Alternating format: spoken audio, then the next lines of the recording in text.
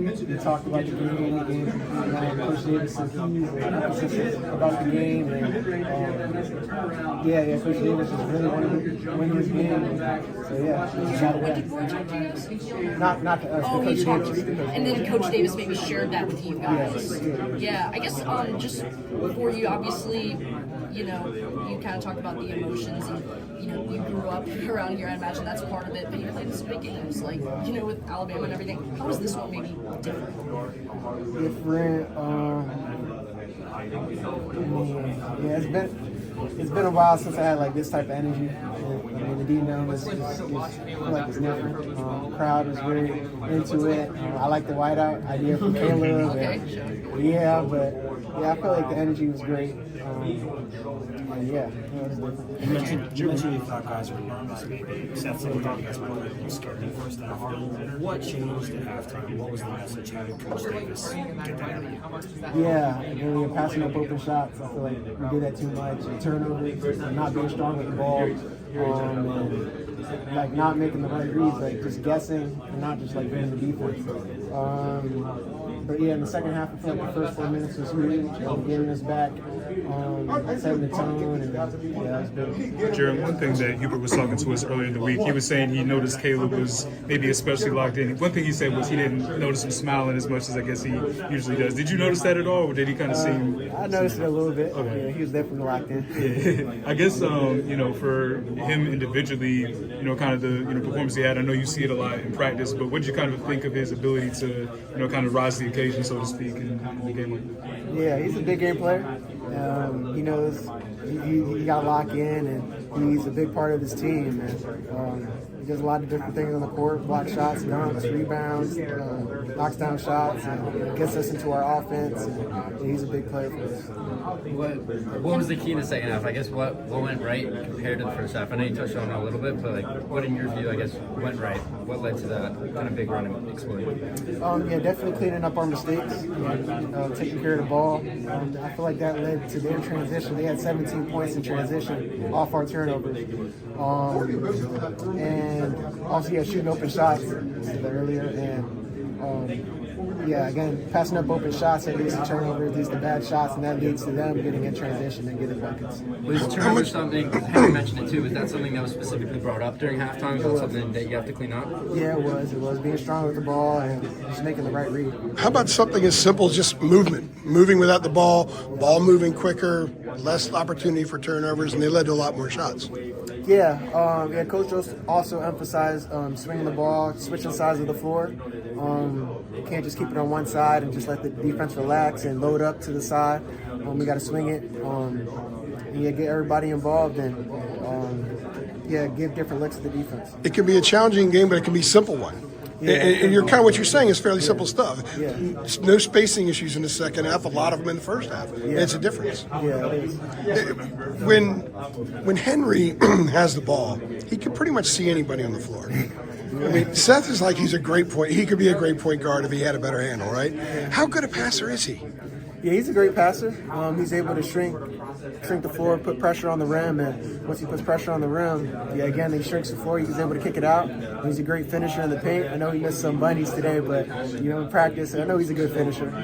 He's gonna make it the next game, and again, he's great at putting pressure on the rim, getting low, getting to his Euro steps, slow steps, playing off 2 feet, and he's a great playmaker. I think you guys out-rebounded by at least 10. I think it's plus 10 or 11 in that area. Why did you have so much success on the glass against them? That's usually a very good rebounding team. They got those big dudes. Just going pretty much every time, being physical, standing our ground, and getting to our spots and where the ball's going, having the mentality that every shot is basically just a pass to us, and just go get in the ball. This one is huge for you all. Big game, Jarin Stevenson, that have to keep it up in the D-Dome, but how does it feel just doing it for your home state, for the school you grew up down the road from? Yeah, it's big. I live 10 minutes away, so just getting it done in this jersey. It means a lot. A lot of prestigious players, and I've been to a lot of games, so just from just watching the stands and not being on the court. Going back to this game specifically, what was sort of like your role in terms of defensively? I know sort of where you first established your reputation, your 2 years at Alabama, was 6'10", can switch on the guards. Was there anything particular that HD challenged you with tonight, either with being aware of like, just how deep Kansas is on the perimeter, where you might be guarding smaller guys, or maybe even matching up with Bryson Tiller from time to time, a more physical big? Yeah, what was kind of the game plan going into that? Yeah, Bryson knocked it down. He's tough, bro. He's tough. Yeah, but he's throwing different looks at me. He put me on Jarin for a little bit, and then just being in help, making sure he's getting through screens and stuff like that. And yeah, making sure we talk. I feel like being a leader on the defensive end and trying to get everybody to talk, and that's big too. Last question I have for you, actually on the offensive side of the ball. Have you altered your jumper at all, like over the offseason? Because at least for me, watching your shots at Alabama compared to now, I know I think you only took one tonight, maybe. No, I know you hit one. Yeah, you guys know that. First make a target jersey, right? Yeah. It looks like your base is better, your release is maybe a little bit quicker, at least from my eye. But I wanted to hear, like, is that something you worked on this offseason? I guess. Yeah, I just been in the gym, just trying to, get different looks, come off screens, do different shots like that. The game speeds up, and players are closing out and stuff, so you gotta, get your shot off quick. Sometimes you got time to set your feet and knock it down. So I've been working on that, different looks for three. Congrats on the big win.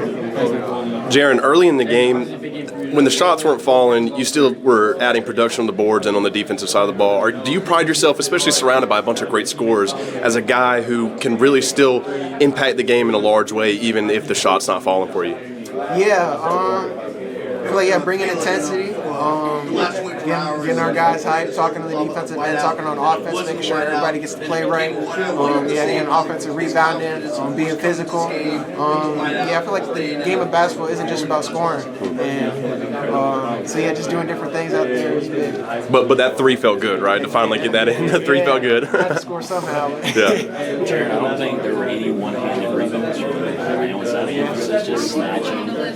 Knowing the physicality that y'all are going to have to face. Yeah, actually, I talked to Coach Lee, but I feel like I didn't get enough rebounds the first game. He talked to me that every ball that comes off the rim it's a pass to me. And just, emphasizing that and having that mentality and trying to just go get the ball. How do you describe that surge in basketball? 58 points. I just think, shooting open shots and limiting our turnovers was a big turning point. And we really got our offense going, and it limited their offense, their transition, their plays in transition. So I feel like that was big for us. What was the message at halftime? Because I feel like you guys played a pretty poor first half. You guys were still completely in the game. So what was the message at halftime from Coach Davis to get you guys to go out there and shoot 58 points in the second half, which is not too bad? He emphasized the first 4 minutes. We got to set the tone there. We got to clean up a lot of our mistakes again, the turnovers, passing up open shots, because again, passing up open shots that leads to turnovers, that leads to bad shots. He emphasized that, and I feel like we came out with the right mindset. The first 4 minutes, I feel like we tied it, or something like that. Or first 2 minutes, I feel like, and I feel like we really picked up the energy, cleaned up our mistakes, and got everybody rolling. Thank you, Jarin. Appreciate you, man.